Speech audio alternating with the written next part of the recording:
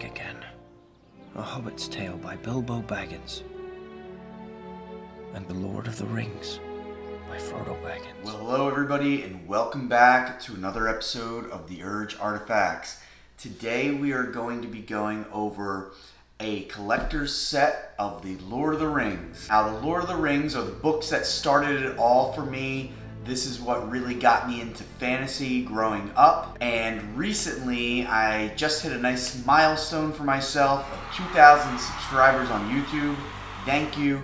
So I did a little poll on the community board in which collector set I should choose to update my Lord of the Rings book collection. Now, when I was researching, there were quite a few really good ones, so I chose 4 of the sets that were really liked, and there was a clear winner at 50% to get the HarperCollins Alan Lee illustrated set, which I have right here. So I haven't taken a look at these yet. What we're going to do is we are going to look through the books. I'll give you my initial impressions.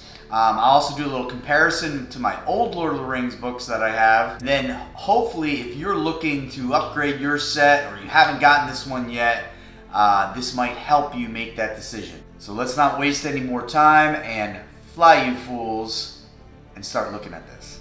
So here we are, much better view of the box set. Now, this doesn't just come with the 3 Lord of the Rings books, it also comes with The Hobbit. So I know there's a bunch of collector's sets, but I have actually never had an illustrated set of the Lord of the Rings, so I'm really excited about this.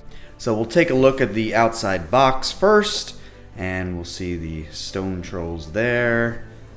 Here's the cover, illustrated by Alan Lee, who worked on the movies. And here's another picture on this side that looks like Helm's Deep. So here are the 3 books side by side, and you can see they have very nice artwork.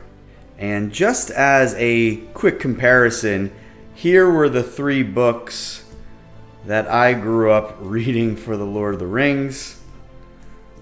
These are actually 1965 edition. I remember seeing these on one of my mom's bookshelves in the house, and that's what got me into it. But kind of a nice little throwback of these worn and weathered books that I had as a kid growing up.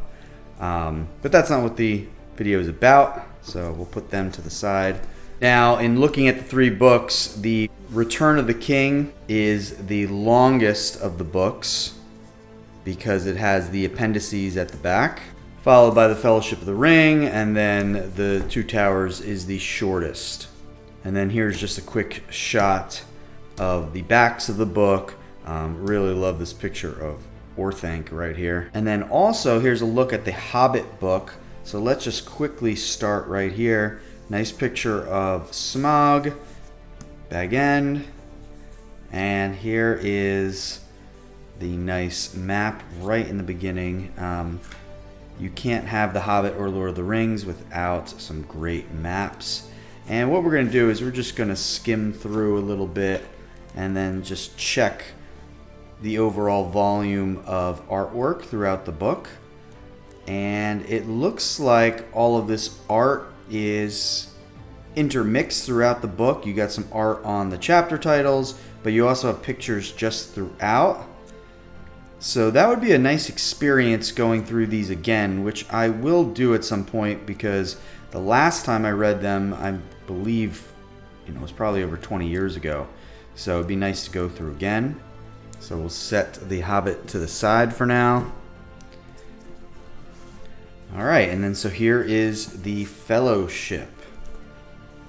Okay, so really nice map right at the beginning. Now, I like how these maps are on the inside cover, so you don't have to try to find the first couple pages of the book as you're reading through. You can just hold your page. And there's a nice little note here on the inside cover. The text of this edition has been fully corrected and revised in collaboration with Christopher Tolkien and is accompanied by 19 watercolor paintings from Alan Lee. So then if we just kind of skim through, we could see that, 19 pages of a 400-page book is not going to be pictures everywhere. I'm sure there's other editions for that. But it will definitely add like a nice little sense of immersion as you go through. And there also is these nice little ribbon page markers, so that's good, and I would expect that. And then let's just look at the two towers real quick. They do update the inside page with the quick synopsis, but also like this book has 16 watercolor paintings, for example, and a couple different reviewers over here.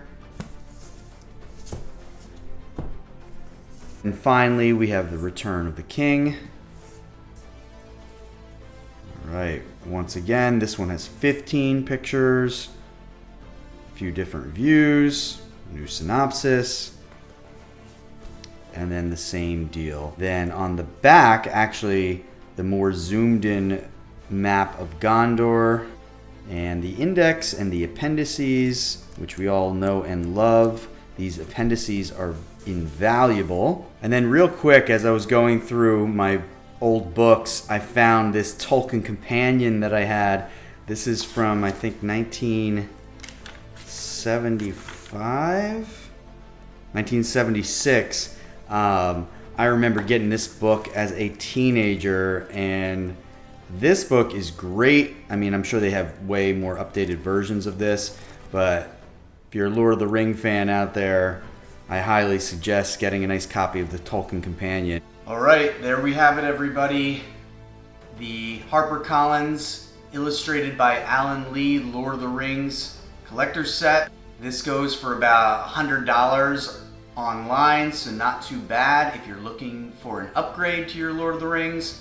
I can see why there's a lot of good reviews on this. I do know that they're coming out with a 70-year anniversary edition, so if you're interested in me reviewing that, just leave me a comment or send me a message. I'm really excited to add this to the bookshelf and get to reading. And other than that, stay tuned for a lot of upcoming videos.